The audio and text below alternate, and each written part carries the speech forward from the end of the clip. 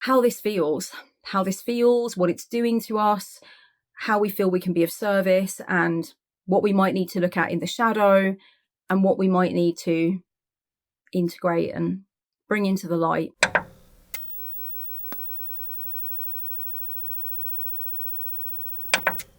Hello there, my little pepper pots. Welcome back to my channel. Thank you for joining me for this particularly in-depth and serious video. I really appreciate it. I've got a little bit of a lisp this evening. No idea why. Sometimes I just get them. So enjoy that if it does come up, okay?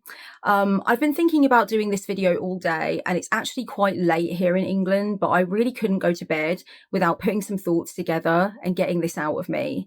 It is a video about Palestine, it's a video about Gaza, and it's a video about activism.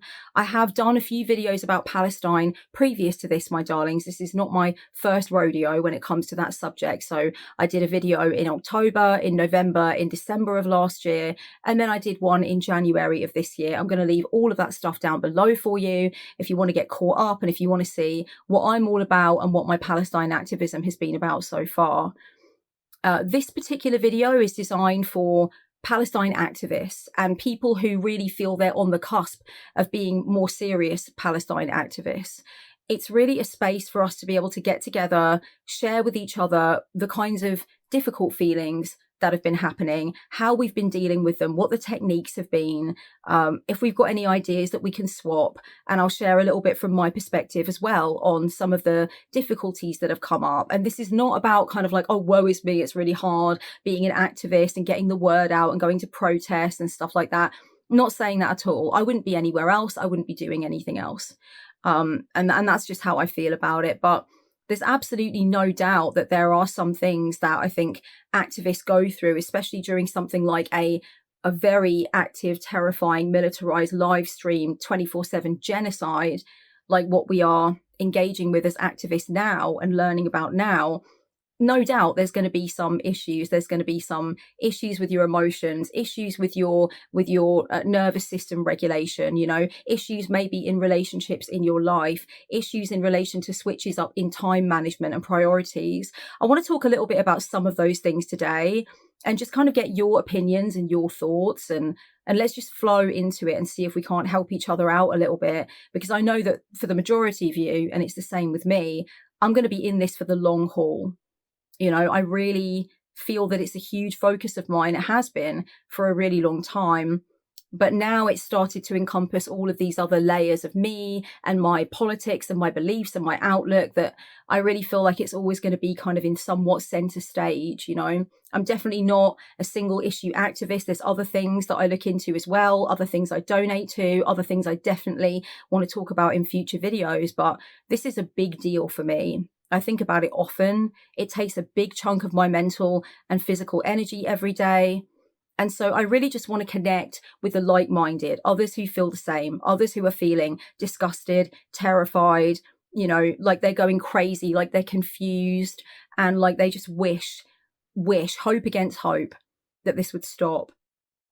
And I guess I also want to talk to people who, regardless of all that, have shreds of hope and shreds of like revolutionary heart and want to keep going and want to be steadfast and want to maintain their sense of belief. And I guess I just want to give a little bit of advice and tips from my perspective on what we can do to keep ourselves strong, keep ourselves unified. And so I guess most of this video is going to be about coping with some of the terrible imagery we're seeing, coping with how divisive this subject continues to be, coping with the whole theory of like, what is witnessing and how can we as allies and activists be witnessing? What's that all about? I want to talk about a few of those things today. You'll find timestamps down below. They're your friends. They will tell you what I'm going to be talking about and why. So if you're sitting here right now and you're thinking, that's me, I am thinking a lot about Gaza. I'm thinking 24/7 sometimes about Palestinian liberation. I'm feeling hopeless, I'm feeling helpless, but I'm also feeling motivated, and I'm feeling like I really want to push forward with this. It means a lot to me, but there's also these areas where I start to feel, you know, really dejected and really helpless. You've come to the right place. That's what this video is all about. We're going to talk about it. I think that kind of stuff's really important to get out on the table and be honest about. I know that there's literally so many issues that we need to place our attention on, so many different things that we care about, so many injustices. so many things that have got to get dealt with. But this video is specifically about Gaza because I myself have just been having so many thoughts and feelings on that particular issue right now. And I feel like I need to get some stuff out, to be honest, and I need to see whether or not that can be mirrored back to me, reflected back to me at all, and to see if maybe we can help each other, you know? So I really feel you. If you're someone that thinks and feels overtime about this right now, and it's taking up a lot of your headspace, a lot of your heart space, I'm with you all the way. I feel the exact same. I've personally noticed that whenever I talk about Palestine, whenever I talk about Gaza, whenever I talk about this entire unfolding shit show, often people will say to me, thank you for speaking up. Please don't stop talking about this. This has made me feel sane. This has made me feel seen. It's made me feel witnessed. It's made me feel less alone in the witchy and magical and kind of tarot community. You know, your voice is needed. And sometimes I'll be talking about something informative or like directing people to something they can do. But sometimes I'm just really getting in my fucking feelings myself about what is happening and what I'm witnessing and how it's changing me and how to deal with all of that. And still, the comments are quite frequently people saying, yeah, I needed this. I needed to read it. It's made me feel like I'm not losing my marbles. I think it was really what I needed to kind of like calm myself down. So it's interesting. It doesn't seem to matter necessarily what angle I'm taking. The point seems to be that I'm being honest about the fact that this is affecting a great deal of us. And that seems to be the thing that is most helpful. I just need to have a rant, an event, and a, you know, little pine and a whinge and a moan and a moon and a rant, okay? And you guys are just going to be there alongside me. And I can't wait to hear your views as well on all of this. I wrote in my notes here for this video, I put, people keep asking me to please talk about Palestine more. And I'm pretty sure it's not only because we shouldn't be silent on a genocide that most of us are paying for, mind you, but I think it's also because people want honest places to go to be real about how much this is eating us up, you know? I also wrote this part in my notes as well. I said, I have people telling me that despite the efforts they're making for Gaza and the part they're playing and the conviction that they refuse to let go of, there is deep desperation sometimes and fear and mental instability as this genocide goes on and on and on and is denied by politicians and mainstream media and celebrities with stratospheric influence who refuse to use their platform to speak out. So I want to talk about how we might stay sane together through this difficult time, my darlings, you know, especially with so many refuting that anything is going wrong or that it is even a genocide or that it's even, you know, that it's even immoral to actually murder that many children. I mean, it's getting to be like an episode of Black Mirror. This is like the Twilight Zone.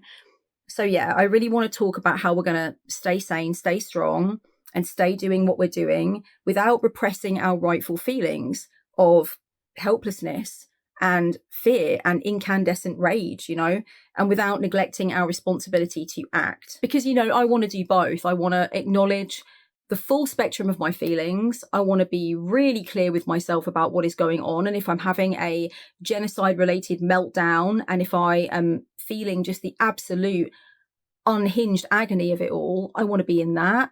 But I don't want it to take me away from like what my next right actions are and what I feel I really can do from my heart and from my intention and from my strength to be able to keep going in this fight and in this conviction. And so I need both. And I know so many of you need both. So let's talk about it. Let's talk about it. Come on.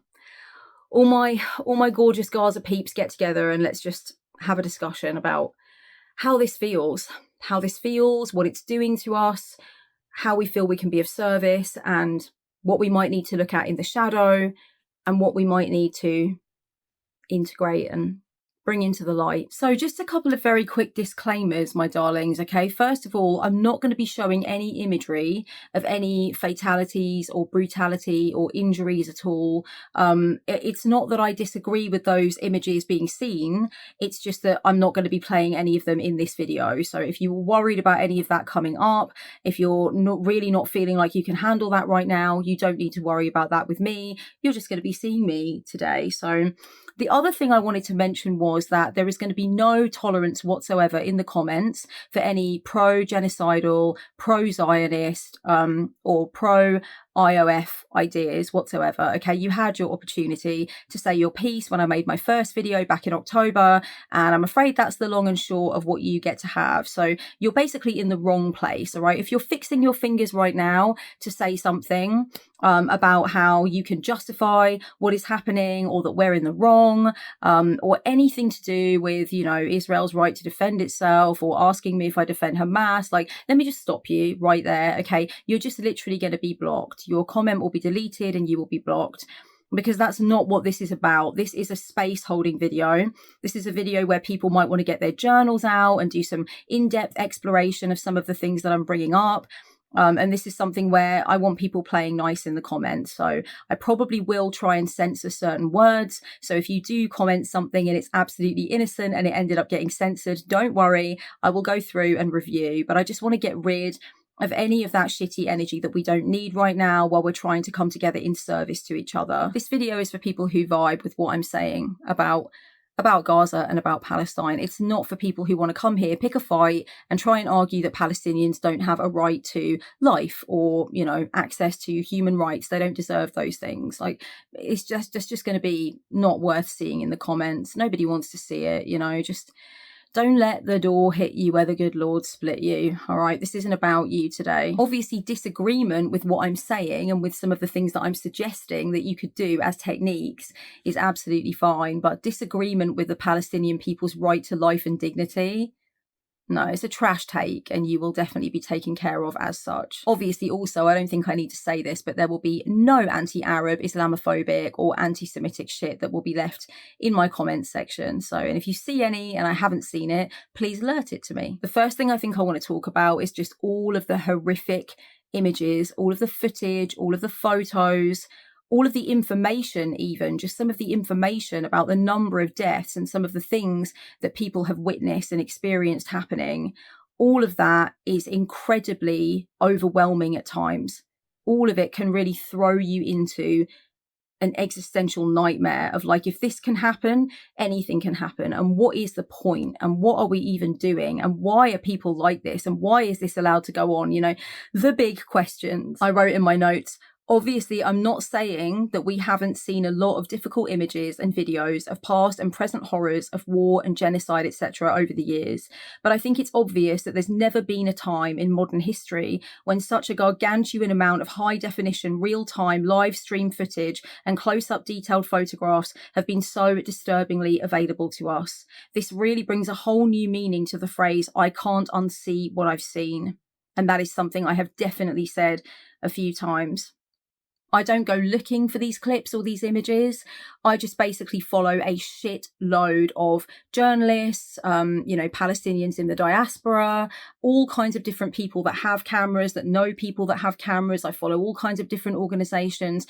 That stuff, those really, really difficult images are going to be put in my face. Like the minute I open my Instagram feed and just start scrolling a little bit, that is what's going to happen. And I have seen some things that defy language. They defy my ability to explain just how much they changed me and turned me on my axis. And when I speak like that, when I say, you know, I've seen these things and I wasn't even there and it's absolutely messed with me, you know, I get flashbacks of them. I can't stop thinking about them sometimes. I marvel at how the world can let this go on. When I speak like that, it doesn't really surprise me that some people listen to that and think, well, yeah, that's why I don't want any involvement with this. That's why I don't want to learn anything about it. That's why I don't follow those pages, because I can't handle those things. But every time I think about why somebody may or may not be able to handle something like that, some visual or some information that's going to upset them, I always wonder, what tools do they have to be able to help them handle it? You know, because it's almost ridiculous, because I can't handle it either. I don't enjoy seeing these images. There's not some chip missing for me that would make it extremely likely that I would be able to watch these things and not feel deeply, deeply disturbed, you know, like my paradigm had been bent on God's knee and thrown in the trash. I mean, it's a big deal. It's not like I sit around being like, oh yeah, totally, I can watch these things. I can watch these dead children. I can watch blood everywhere. No, I don't like doing those things. That is not my idea of a good time. So I think it's really interesting the way some people, and there's been a meme going around about this as well, the way some people kind of set themselves apart by saying, I can't look at that imagery. Believe me, neither can I. Believe me, neither can I. But the thing is, I am so involved in activism around this, and I'm so involved in the history of this, and I'm so connected to the cause that I just follow everybody that's talking about it, reporting on it, giving me any good information on it whatsoever. I follow people on the ground all the time, and I have done before October 7th. And it's been wild to go from watching them, you know, ride horses on the beach to walking around in bombed out buildings and hearing bombs overhead. Even though, like I said in my first video about Palestine, that has always happened in Gaza, but nowhere near to this extent. So this is not something that I, you know, take pleasure out of or feel neutral around. So it makes me think about the tools that people are using to in any way be able to take on any of the things that they might even accidentally see in terms of very difficult imagery, very, very gory, horrendous, terrifying imagery that we do not see day to day. You know, it's just not something that comes up. So, I mean, yes, there have been images of things and whatnot. I'm not saying it's just Gaza, but I'm saying things are coming out at lightning speed from Gaza. There is pretty much every single day a new image that makes me fall off my chair and want to be sick in my mouth. Like, it's hell over there, guys. It's hell.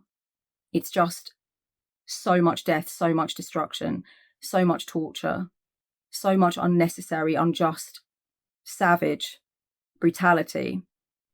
And yeah, I've seen a lot of things that I can't unsee on a very, very large basis. Lots of it, lots and lots of it. You know, when you follow aid workers and doctors and you follow journalists on the ground and you follow people you used to follow before who ran schools or ran programs or whatever, then you follow news channels like Al Jazeera or Middle East Eye, and then you follow all of the smaller ones. Yeah, you're bound to see a lot of stuff that's going to make things feel very odd on the average day, very difficult to deal with. You've got to have other tabs open in your head to process the things that you've just seen, because you've got to go into a meeting with a client, or you've got to go for a walk to the park, you've got to run some errands, you know, you're supposed to be doing something that you said you would do or that you have to do for your business. So you've just seen something absolutely unacceptable by every possible measure. And then in some way, if at all possible, you have to compartmentalize. You have to say, okay, I need to deal with that at some point. That's not going away. That's not something that I can just not remember. But right now, I have to also be functioning in this way, or I have to also, you know, I can't sit there for like 4 hours and stare into space and think, what the fuck, which is what I think would be my preference. So these things do come back to haunt you, and the feeling that went through your body when you first saw an image like that will come back to your body when you actually like catch hold of the memory, you know. So I guess if you catch hold of a memory of your grandma, you might think about her warm apple pie and the feeling of her shawl in your hand.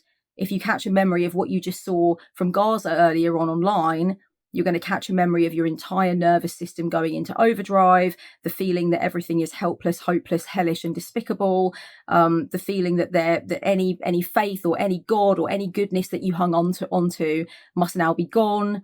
And so you get those feelings and thoughts back, and you need to process them. It's you have very, very extreme, very harsh reactions to some of this imagery. And I know some of you watching this are going to know exactly what I mean, that imagery doesn't number on you.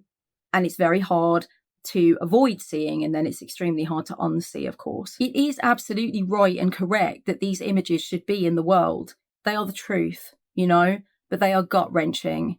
They are heartbreaking.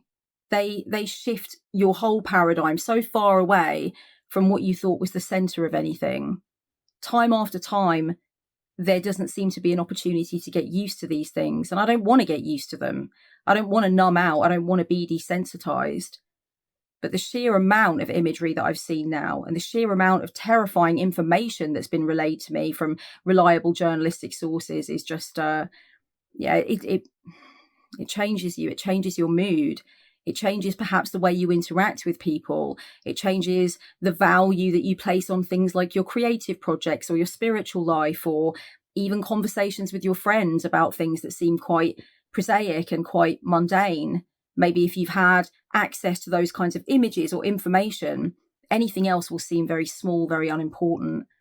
And so there's a lot of knock-on effect there. So when I see these screaming children with injuries, these panicked parents running them into overstuffed hospital rooms or, little makeshift tents, begging for someone to look at them and all the doctors are so busy. When I see kids identifying their deceased parents, screaming, "I want to go with my dad, I don't want to be here anymore." When I see mothers crying because they just can't get adequate nutrition for their baby and they don't know where to go and they don't know what to do.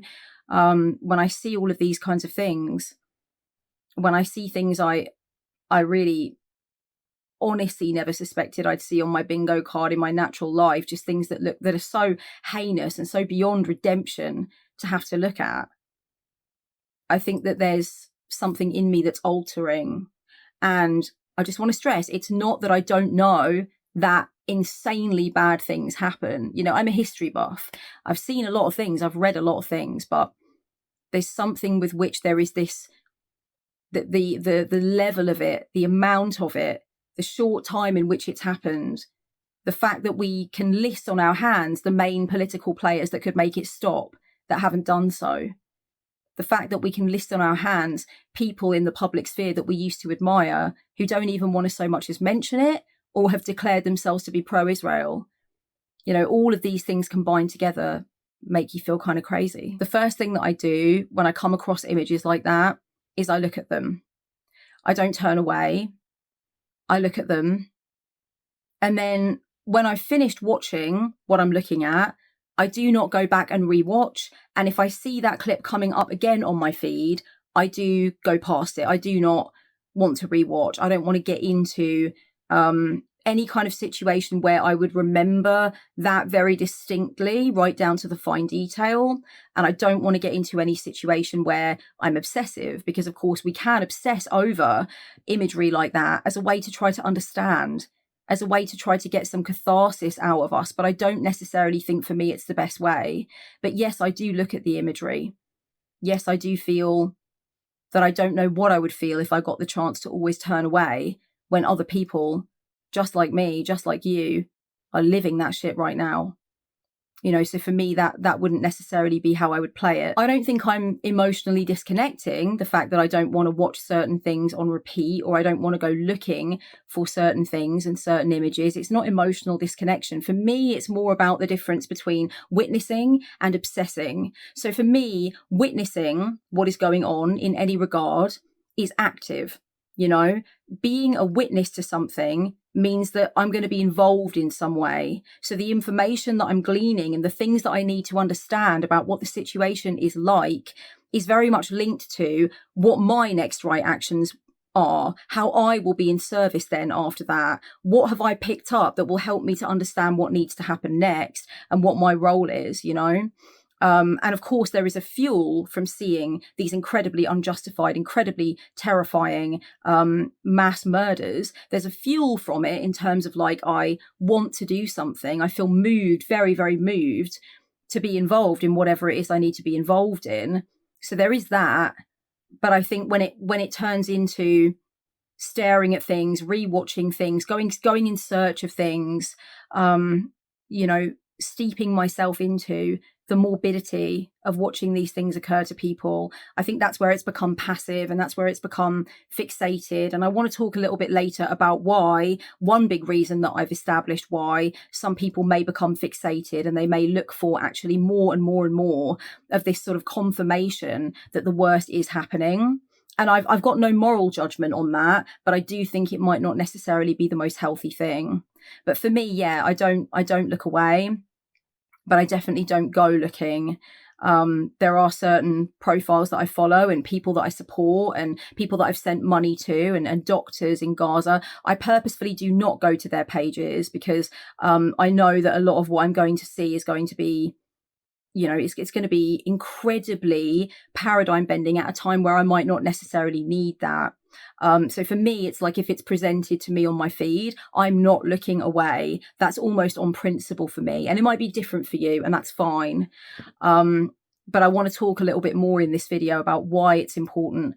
Well, not why it's important for me to look. I think you're kind of getting that. But what I feel I can do afterwards to kind of like take care of myself and make sure that I remain measured as much as that's humanly possible right now. I think across the board, really, anything that feels like fixation or obsession, anything that's happening on repeat, whether I'm saying the same things, whether I'm thinking about the same information, whether I'm watching the same clips or looking at the same imagery, whatever, anything like that feels passive because I've fallen in to the rabbit hole of obsessing or fixating.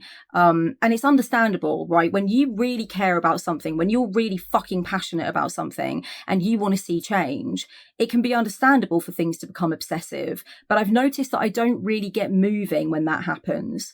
Whereas when I am a conscious witness, that to me is more like saying, I don't want to walk away from this or turn away from this because it involves me. I have decided that it involves me, that on the spiritual level, these people are kin, that their situation is something that speaks very deeply to me and always has, that the injustice around this is something that speaks to my core and I can't turn that off. So yes, I'm going to be a witness, but that's going to be linked to some strong actions I'm going to take, and it's going to be linked to some strong activism that's going to be carried out.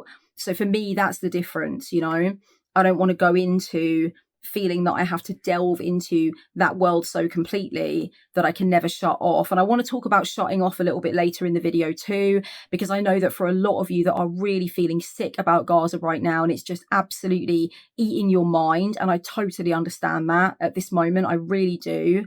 It's become very existential, hasn't it? You're just stood in the line at the supermarket and you start thinking about it. You're hugging your child goodnight and you think about it. It's just like you're marking papers and you start thinking about it. It's permeating everything that we could see as a kind of like comforting, mundane, or otherwise just sort of like within our personal sphere kind of activity. It's stabbing through all of that for me. It comes up in my mind all the time, I want to kind of address tools that we can use along the way to make sure that you don't fall into anything that's like an unhealthy fixation. It's okay to be really serious about this and to think about it every day. But I think there's also a lot that can be said for the rejuvenation that can come from taking some short, sweet, strategic breaks. And I do want to talk about that a bit later in the video for sure. Whenever I've seen something incredibly horrific, and I've seen incredibly horrific things many times now in the last 8 months, many times. I'm actually going through some of them in my head now. Whenever I see an incredibly horrific photo or piece of video footage of something that has been exacted on the Palestinian people by the Israeli army, I think to myself, it is vital and important that this footage exists. This serves a purpose. This is very important. The next thing I think is, this has changed you. You do not feel the way you did a second ago before you saw this. You will not feel the way you did for the rest of the day and probably beyond. And that means that you're a human being. That means that this is something that is really, really something that you refuse to shut off. It's something that with every fiber of your being needs to be brought to consciousness. It needs to be talked about. And something needs to be done. So that's good, Whenever I get that fucked up, sick, nauseous, awful feeling from seeing something, as I very much did the other day after the tent massacre, on a few different occasions, I saw imagery that will stay with me the rest of my life. There is just no way to get rid of that. There is just no way. It's there. It's there. Whenever I see that, I think, it's good that it's there. It needs to be there. If this is happening, people need to see the truth. And then I also think it means something good, the way that you're responding, even if the way that I'm responding is wanting to run to the toilet and throw up, which has happened on a couple of occasions since this entire thing started. I think about that. I think about the the essential nature of truth-telling and storytelling. Carl Gustav Jung said, the reason evil exists in this world is because people cannot tell their stories. And I've always loved that quote. And I'll be damned if I'm going to disallow Palestinian people to tell their stories now on the world stage about what is happening to them at this juncture. You know, this is where their stories should be elevated. This is where we should understand the true depths of the depravity and trauma that they've been put through. And part of the way that I have come to understand that is through, I think there's a term for it, vicarious trauma. I don't really like that term. And I think it mostly relates to things that happen in hospitals anyway. I think it's a workplace diagnosis more than anything. But it's essentially where you empathize so deeply with someone's trauma. You feel into it so much and you're so incensed about the injustice of it. You're so incensed about the fact that you can't fix it. That you actually start to experience trauma from that reality of being separated from it, not being able to push the green button to make it stop, not on your own being able to do anything. The helplessness, the fucking helplessness that I feel is something else. I don't know if I've ever in my life felt anything like this. Anything. Not even in very, very personal circumstances in my life. Like when my Uncle Seth was really ill and sadly, unfortunately, ended up taking his own life. And it was just an awful time. And I felt so fucking helpless because he was so far away from us and he was unwell in the same way that I become unwell, right? It's a family thing and it has psychosis as kind of part of it. I remember feeling so helpless when I found out that he died. I remember feeling that helplessness about a few different situations in my life, just the powerlessness, the inability to be able to stop something. But this is hot. It feels hot. I feel hot in my body thinking about it. Does anybody else get what I'm saying? Like it's a very physical thing. It's a very visceral thing that I just can't go over there and bring a stop to this fucking madness, even if I have to spend the rest of my life in an Israeli prison to do it. Well, there won't be Israeli prisons for the rest of my life because we're reclaiming Palestine at some goddamn point before I die. I insist. I'm not missing that. Even if I have to wait till I'm like 102, I'm not missing that. Whenever I've personally been exposed to some of this very traumatic, very, very bloody and obscene content, my decision usually is not to immediately talk to somebody about it. And that's for a couple of reasons. I think the principal reason is that I need to be really sure why I want to talk about it. When I usually am a bit of a, I write and I do ritual and stuff, and I tend to find those things very helpful. I wouldn't want to accidentally drag somebody into something that they don't have the tools to deal with.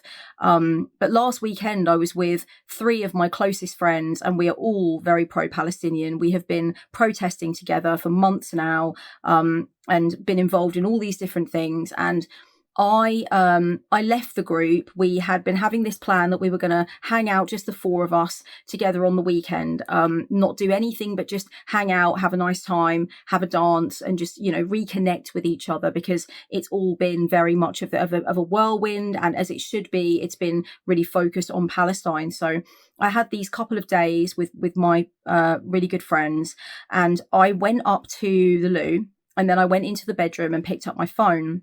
I went on Instagram just kind of idly, absent-mindedly, and that's when I saw the absolutely hellish, unforgivable image from Rafa. And I'm not going to describe it because I know that anybody watching this will know what I mean by what I saw.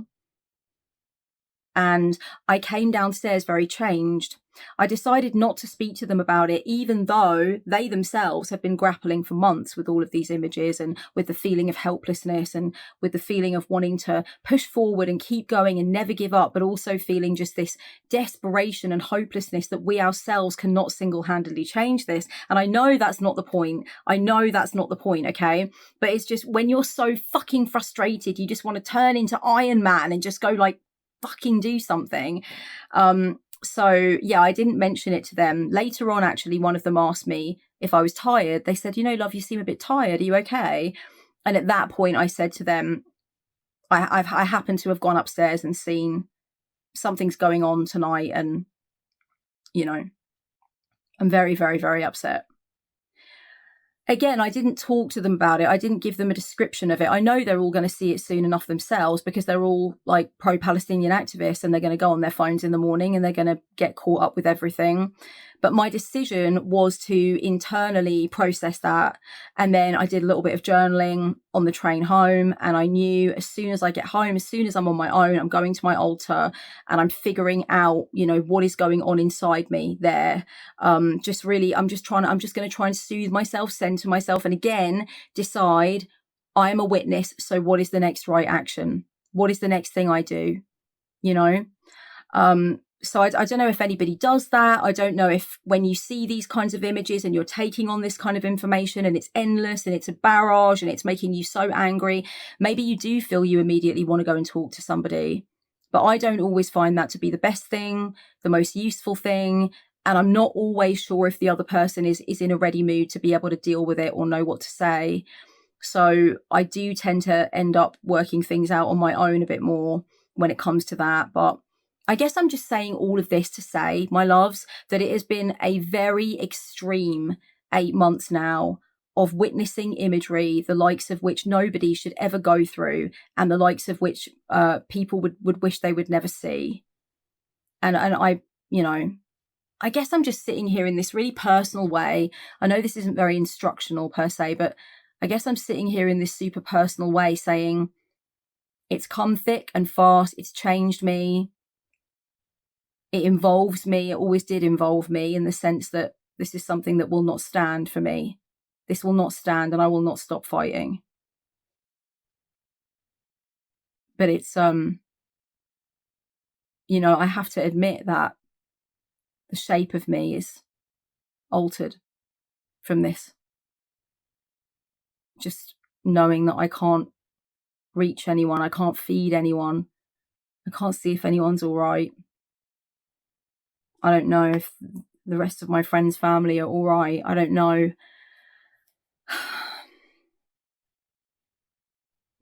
I don't know if a couple of the families I'm trying to help are all right. I don't know if I'm all right, but going to keep doing what I'm doing. I spoke to this incredible journalist at the weekend when I was at the pub. He spent a lot of time in Gaza. He's actually a really serious, like hardcore American journalist. And he was talking to me about his time in Gaza, and he's also pro-Palestinian. And it was just this really interesting chat. And he was saying that one of the things that he's got to do for his work is basically data journalism. So he's got to go through all of these different pieces of data, these videos and these photos that are absolutely horrific, that have, just really the worst things nobody would ever want to see on them. And he has to go through them, and he has to kind of like vet them for veracity, or figure out the date and time that they were taken, and kind of catalogue them. And I could see in his face that when he was explaining it to me, that he was kind of having a flashback to doing it, because he was taking a break from work at the time that I met him. And I said to him, how is it that you can sort of keep yourself on the mental straight and narrow when you're doing all of that? Because I feel that I'm not even a data journalist or whatever, but I feel I struggle at times. And he had a really basic answer for me, actually. He just said, I take breaks every now and again, and I make the break as sumptuous as it can be. I just read books, I bike ride, I talk to my wife, we go to places that we really love together. And it's just a complete break, I don't talk about anything that I've seen or done. I'm not trying to worry about the next expose or project, or like pushing for justice or for understanding. I just have to. And that's the only way it can work. Otherwise, it's always there. It's always in my head. And Goddess only knows what the result of that will be.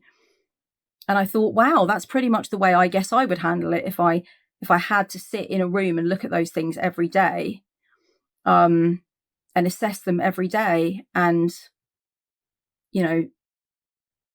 there's other things into the bargain as well. Like he's a, very anti-Zionist American Jew. So there's this other layer for him of feeling these other difficult things. I don't need to explain to you why that's difficult.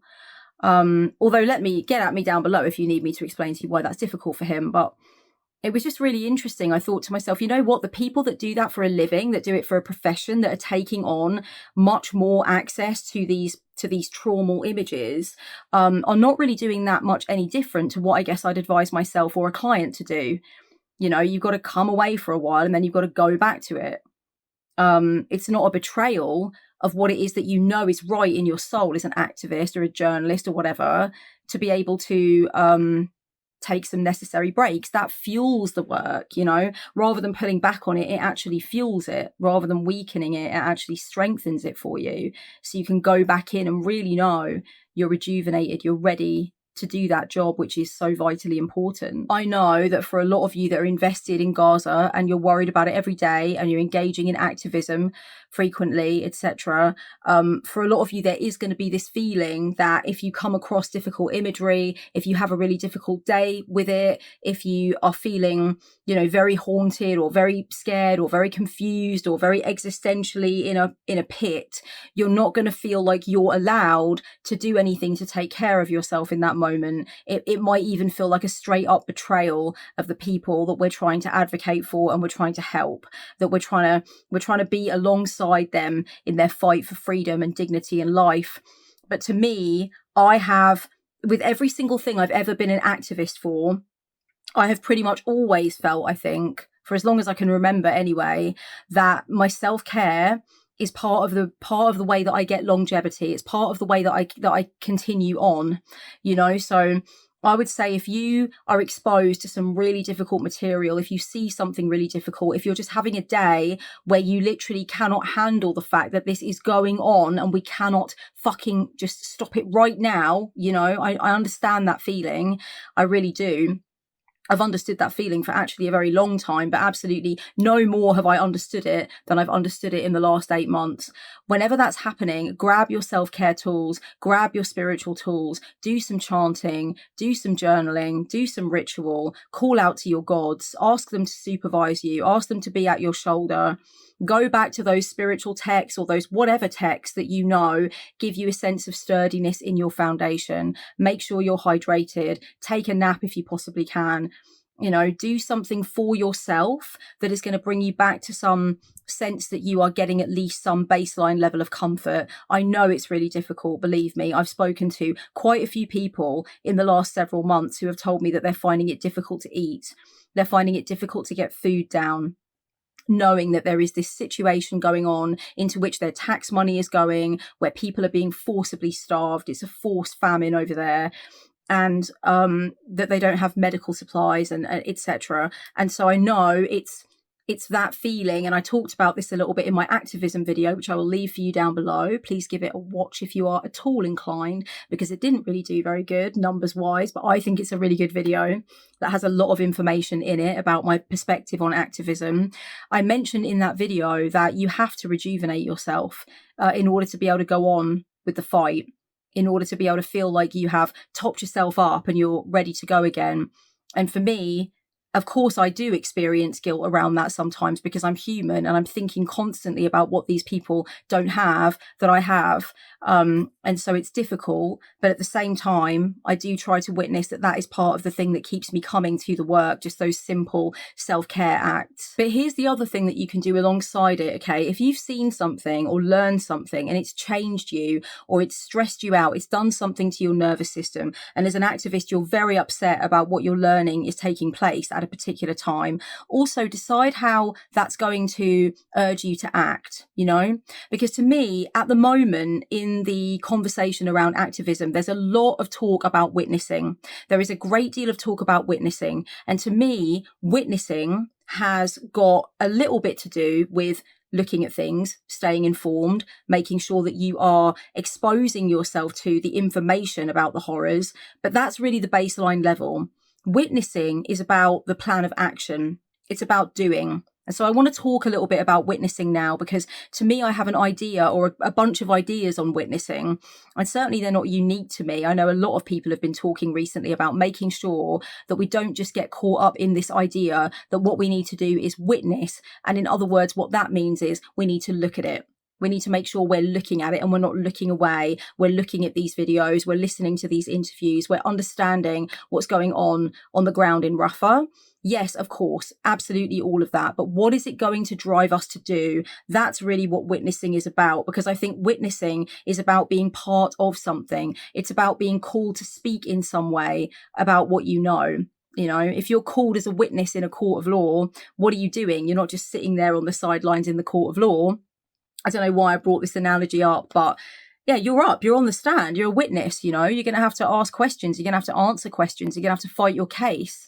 And to me, that's more what I think of witnessing as being. First of all, for me, and this might be something that you agree with or don't agree with, my darlings, but for me, knowing that I want to be a witness in a very active way, knowing that I want to witness myself as a part of this huge push for dignity, for truth, and for liberation, I know that I should not spend too much time talking to people who are telling me to just come away. You know, we've all got somebody like that in our life pretty much, who's like, just come away from it. Don't look at it. You're upsetting yourself. Just come away. Let's just have a nice time and forget about it and come away from it. You know, you're looking at these images too much. You're learning too much about it. It's stressing you out. When somebody says that to you, what's actually going on is it's stressing them out. It's making them feel like they cannot help you. They do not have the same capacity to be able to understand how much it's affecting you and why it's affecting you. And on some level, I think that's bothering them. They obviously also think they're doing the right thing for you by saying, just come away, just come away. But what I've noticed with a lot of the clients and the friends that I've spoken to over the last few months is that whenever they've got a partner in their life or a loved one in their life, their friends in their life who say, oh, come away, don't look at it, it's upsetting you. Whenever that happens, they end up going down that rabbit hole I spoke about earlier, where they are obsessively looking at things and rewatching things and crying over things and getting really, really in a state about stuff. And of course, we're all in a state about this, but you know what I mean? Where there's no action happening. There's no petitions, no protests, no fundraising, no social media stuff, no groups, no boycott, you know, it's just literally, I care about Gaza to the extent where I'm going to sit around watching videos about people struggling in Gaza and I'm going to cry. And the reason that happens whenever you've got someone in your midst who's like, don't look, is that you end up looking more because it helps you feel like you're not crazy. Like there is a reason for you to be upset. And because that person isn't giving you that, they're kind of saying like, you know, there must be some way you can shut that out of your head. Come on, come away from it. Because they're making you feel that way, you actually want to become more engrossed in a passive way with what is happening without thinking about how you're going to use your voice or take some action. Because you don't feel supported in using your voice or taking action. But what you do feel very strongly is that you're being told all the time that you should be able to let this go, that it shouldn't feel as bad as it does feel. And so you end up going into the pit of just viewing things and doing not much else, you know? Because you feel like, well, that's what makes me make sense. You know, if I look at this stuff and I know it's as bad as I see it is, then it means that I understand the severity of the situation. But actually, we want to move into action. I've written something in my notes here and I'm going to read it to you guys. It says, some people think witnessing means looking at all the images over and over, trying to absorb them or let them break your heart and haunt you forever. But really, witnessing is data collection, fact-checking, story weaving, acquiring knowledge. We witness in the interest of believing. It is to accompany a group of people whom you could otherwise abandon and leave alone to deal with awful things, the same awful things that could have happened to you yourself if you had the misfortune to be born in that area of that country, in that particular skin, under violent apartheid colonialism. Witnessing is saying, this is also about me. I must therefore pay attention. Palestinians are my kin. And yes, for many, that can be characterized by looking at the images of genocide, but it can also be reading interviews with Palestinians, showing up to hear them speak, organizing a platform for them to speak. It can be making sure we honor the boycott, divestment and sanctions list that the Palestinians have given to us, you know, making sure that we put our money where our mouth is. Witnessing is believing Palestinians when they tell their stories, express their fears, and recount the facts that shape their lives. Furthermore, witnessing is often the call to share what has been shared with you. So once you witness someone's story, you are in possession of a piece of their legacy or a piece of their truth. You can pass that forward. You can explain that to others, right? And I know loads of people have done that with the difficult imagery that we've seen. They've described it to others who haven't seen it or don't want to see it or want to check out of what's going on. And that's great. That's witnessing, but it can go so much further. I've also written, witnessing can be making sense of an entire culture too, and feeling joyous about what you've learned. I don't necessarily mean making sense of a culture, but I mean like coming to know a culture that is endangered. So witness old images of Palestine, learn about the history and the food and the art and the music and the poetry, learn about the cultural dress. When we witness Palestine and Palestinians as a people more broadly, we are saying, I see your lineage, your inherent value, the keys to your old houses, the injustice you've endured. We see how beautiful you made your towns and trinkets and textiles. Your memories matter. Your future matters. So it's really about, making it into a human endeavor. So it's really about, witnessing is really about not speaking over Palestinians, not speaking for them, but being someone who wants to push forth and elevate and recognize and comprehend the things that they have been doing all this time for their own liberation and the things they were doing before they had to push for liberation, and really just sort of like coming to witness and comprehend who they are and what is really happening, instead of witnessing and comprehending only what is happening to them. I've been having a lot of different issues lately, my darlings, such as, the cognitive dissonance and the weirdness and the emotional overload that comes from seeing both the best and worst parts of my species all doing all kinds of different things all at the same time. I wrote an Instagram post on this not long ago, which I'll leave below, where I basically said, I'm watching some people put themselves in harm's way to deliver aid to people that desperately need it, while other people crush aid boxes under their feet and gleefully laugh. I'm watching people, showing such incredible parental love in the face of dropping bombs. And then I'm seeing other people set up bouncy castles at the edge of the border to Gaza so they can have a kids' party while there's a genocide happening, mere miles away. I'm seeing people using rhetoric like they're dehuman, they're monsters, they don't deserve to live.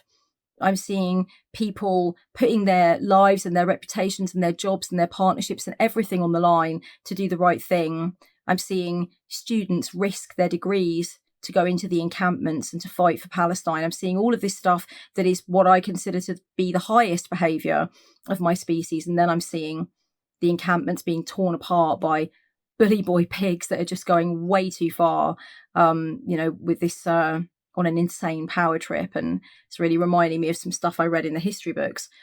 I'm seeing people being so generous and so understanding alongside people who are saying, you disgust me if you have a problem with genocide. That's how I hear it.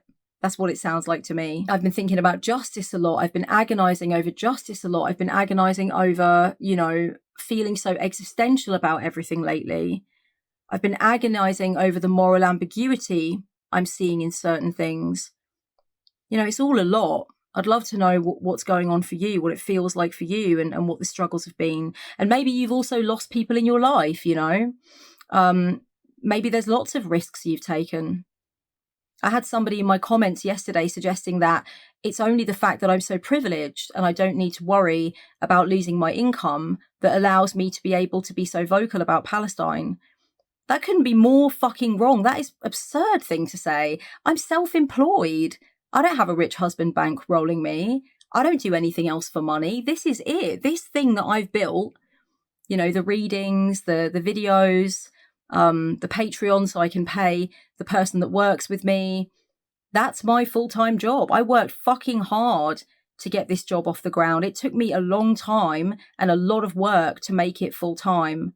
I had absolutely no idea when I started talking about Palestine what the fallout was going to be. I mean, I had posted about Palestine in my stories and posted that I'd been to protests, but there was nothing on the grid, it didn't even occur to me to put it on the grid. Most of the political stuff I post is on my stories. So to me, it was a huge, I don't want to say it's a huge risk because I don't like talking like this. Nothing is a huge risk right now. There's a genocide going on an absolutely inconceivably criminal level. It's terrifying and it's fast moving and we are so involved in the machinery that is allowing it to go on, that we all need to be doing something. So I'm not going to say it was a huge risk, but like, I was afraid. I was afraid. I did lose followers. I did wonder if, like, you know, this would be perhaps a scary or sketchy thing for my business. But the thing is, one of the things I'm so scared of losing more than anything else, my darlings, is my fucking integrity. There are loads of people in this industry that I know, in the wellness, witchcraft, tarot, medicine, herbal medicine industry, right? Loads of them in the same boat as me. They don't have someone supporting them. They run a full-time business. They've worked really hard. They may not know what they would do if they didn't do this. I certainly don't.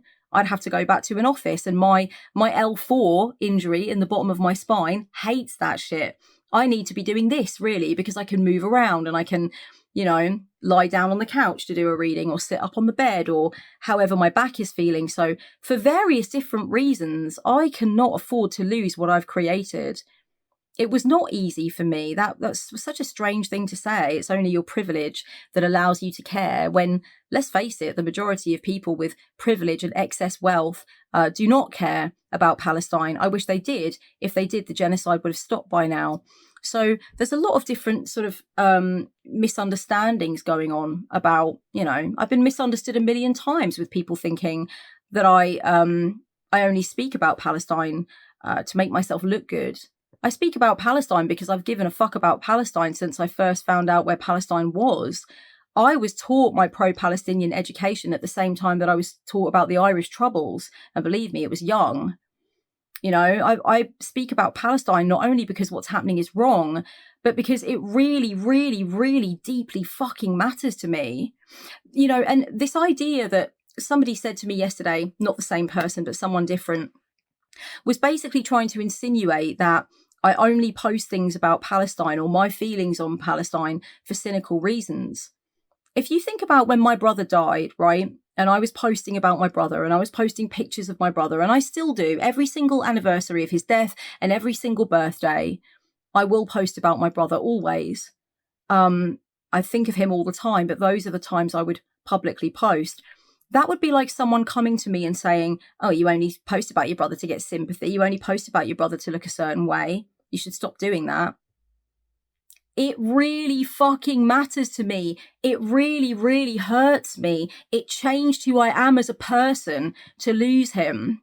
Why is it so hard for some people to understand why I might feel the same way about this? Why I dream about this? Why it keeps me up at night? Why I feel sick right now that this is happening in Gaza? Why I feel sick right now that this is happening in Rafah and in the West Bank? It's always made me feel sick. Just because you can't understand that doesn't mean we're the same. Don't assume you know me. I can't help thinking about this and caring about this and crying about this. I can't help it. It's so important. It's so, so important. And I would be so anathema to everything I thought I ever was if I wasn't vocal about this. And I wouldn't deserve my Palestinian friends. And I don't think I deserve my platform, because my platform was built on authenticity. And it's authentic for me to discuss Palestine with you guys. And so why would I? One of them said, you're going to lose followers if you carry on like this. You're going to put people off with posting about Palestine. Honey, I've been putting people off my entire life long. Do you think I really care now if I lose some more followers from posting something that's authentic, when I've literally spent my entire career attempting to be authentic? That's really been my entire brand. I need to be me. I'm being me, and that's who I am. So if people want to leave over that, that's fine. I am not scared of turning people off. Don't project onto me just because you're afraid of speaking up and saying anything about anything of any worth, because you're afraid of scaring people off. I'm not. I never have been. I know I'm going to be surrounded by the people I need to be surrounded with. And it can't come at the expense of my soul, my truth, my integrity, my love for other people, whether I know them or not, whether I'll ever meet them or not. If something is unjustified and it's wrong, my tendency is to speak. So, you know, sometimes people just get the wrong idea. You've just got to keep on trucking. I'm sorry this was all over the place. Please let me know if you have any thoughts on this. I've no idea how many people are going to watch this, but it really is for my peeps who, like me, especially a lot of those peeps that were in my post yesterday on Instagram where I was having a good cry. It's for you guys. Thank you. Thank you for supporting me. Thank you for understanding me. Thank you for giving me those beautiful comments in response, letting me know how you also feel and the empathy that we have with each other. Okay, much love, my darlings. Blessed be. Free Palestine. Hi darlings, thank you so much for watching this video. I just want to alert you right at the end here to a couple of things in the description section for this one, okay? I'm only going to leave 2 things in there this time. First of all, I'm going to leave you a list of ideas for things you can do for Palestine if you need inspiration, if you want to step up your activism, or if you just want to think of different ways to make a difference right now. And I'm also going to leave a GoFundMe link in there. It's for a child called Karim. It's set up by his mother, Sabrine, and Karim is actually one of 3 brothers, Mohammed, Majid and Karim. Karim lost his leg in Gaza in the bombing, and his mother needs to seek treatment for him and ensure that she can buy supplies for her children in the Gaza Strip. It's a newer fundraiser, so I do want to give it some exposure. She's taking the donations in Swedish krona, so please use Google Currency Exchange to figure out how much you can possibly spare if you want to. 300 krona at the moment is about 22 English pounds and about $28 just for reference, okay? And I do want to say something about Sabrine as well. When I contacted her and we first started speaking, I told her that I was sorry for what she and her family are going through. And at the end of the message, I said, "Free Palestine." And at the end of her response to me, she said, "Don't worry, Palestine will be free." And I just thought to myself in that moment, this is a mother who's lost everything, who's terrified for the lives of her children, whose son has lost a leg, whose son is constantly in pain. And here she is reassuring this white Western activist lady that everything's going to be okay. And I just thought, you know what, that's the Palestinian spirit in a nutshell. So please go over there, give if you can, support if you can.